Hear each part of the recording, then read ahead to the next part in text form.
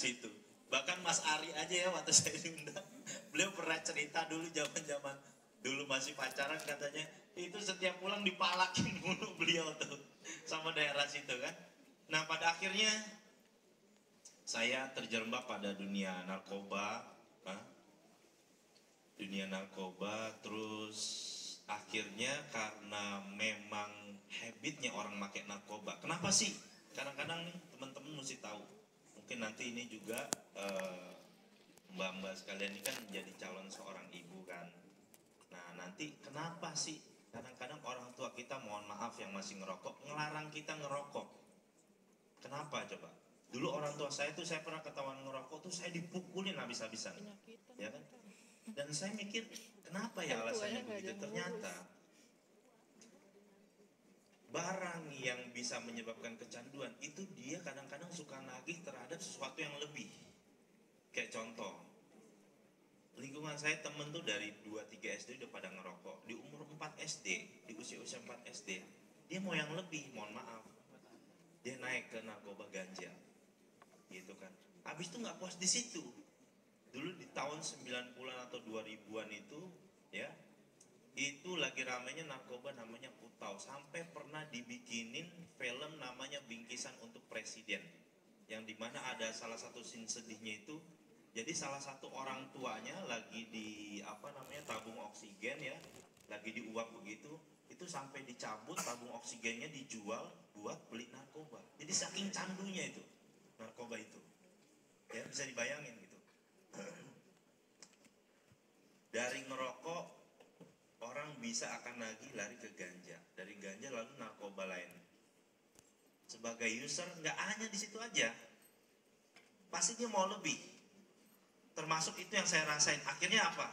Saya berpikir, oh boleh juga nih kalau saya jadi dropshipper.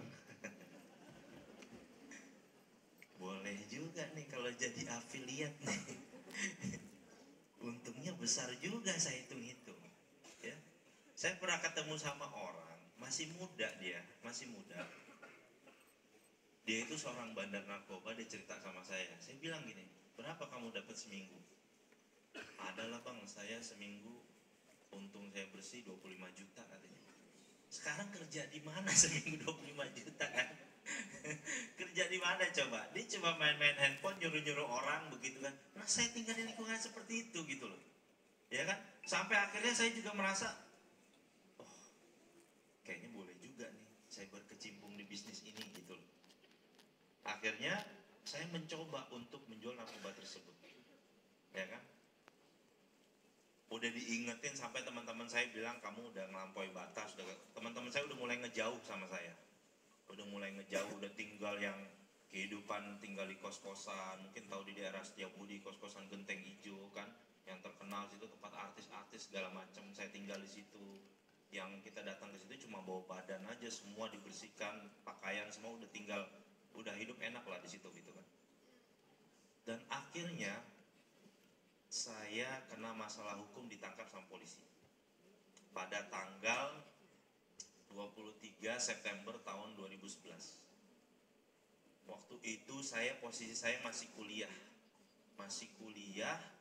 udah gitu ya, umur masih 22 tahun. Coba bisa bayangin, anak umur 22 tahun harus ngadepin satu masalah as a seller drugs, ya kan, sebagai seorang penjual narkoba. Akhirnya disidang lah saya itu, satu tempat itu ya.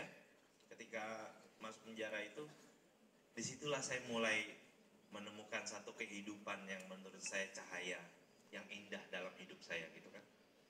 Ketika saya tuh ngejalanin kehidupan malam gitu, setiap malam ke klub malam, terus jual narkoba gitu segala macam, itu hati kecil saya terkadang ketika udah selesai itu kan, yang dimana kehidupan saya tuh dari pagi ya, itu saya tidur jam 9 pagi, itu paling cepat jam 7 pagi saya tidur setiap hari. Jadi nanti bangun maghrib malam ya kayak Batman gitu, hidupnya malam doang gitu kan, hidupnya malam aja.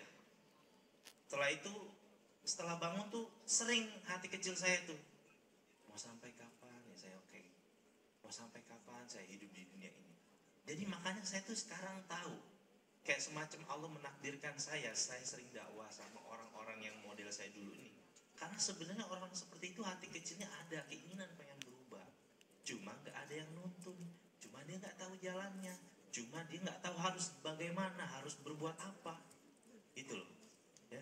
Akhirnya, ya setelah saya bertanya kehidupan apa lagi yang harus saya jalani, ketika di dalam penjara itu hidup di ruangan yang kurang lebih mungkin 3 kali 4 meter gitu kan, kita hidup desak-desakan, tidur aja sampai kita harus tidur nyamping gini kayak orang dikubur ya di dalam penjara itu. Akhirnya saya nontonin orang sholat pertama kali. Saya nontonin orang sholat.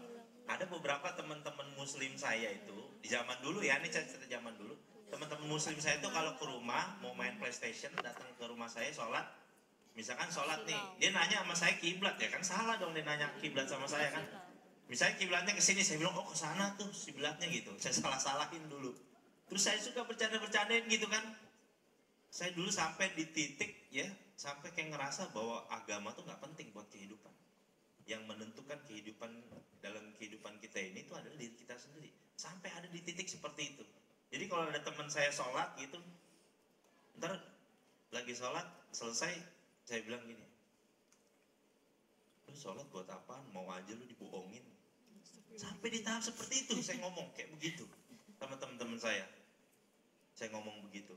Tapi pada akhirnya mungkin doa dari mereka juga ya, Allah kasih hidayah itu di dalam penjara. Saya nontonin orang sholat, cuma agak janggal nih. Kalau kita sholat di dalam penjara itu ya teman-teman sekalian, itu nggak bisa pakai sarung, nggak bisa lengkap.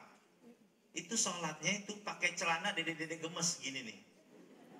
Bener, jadi sholatnya pakai celana segini. Pakai celana, kenapa? Karena nggak boleh pakai sarung, nggak boleh pakai celana panjang, karena sering digunakan untuk bunuh diri oleh para narapidana. Makanya sholatnya pakai celana dede-dede gemes gini, gitu loh. Ya kan, wallahu alam lah ya. Kalau saya sih waktu itu ya saya kodok ya sholatnya ketika saya tahu hukum-hukum itu kan, gitu loh. Dan ketika itu di dalam saya lihat mereka tunjukkan imam. Siapa nih yang pantas? Semuanya kan narapidana gitu, ya kan? Bandar narkoba oh nggak mungkin jadi imam, ya kan? Kita cari apa nih kasus yang kira-kira rada enak gitu buat jadi imam. Siapa nih? Akhirnya alhamdulillah terpilih, yaitu maling kotak amal. Bener, sumpah, imam pertama kali itu di polsek saya itu maling kotak amal. Bener itu, dan dia tuh berbuat masjid gitu loh. Dan itulah yang jadi imamnya pertama kali. Akhirnya kan saya nonton nih, saya duduk gitu kan di belakang. Jadi kalau misalkan katakanlah stage inilah, tapi pasti lebih kecil lagi kan.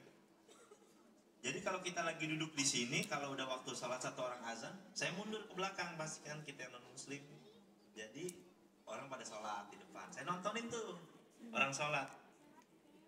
Kayak saya nontonin, saya berpikir kayaknya ini yang belum pernah saya cobain di dunia ini.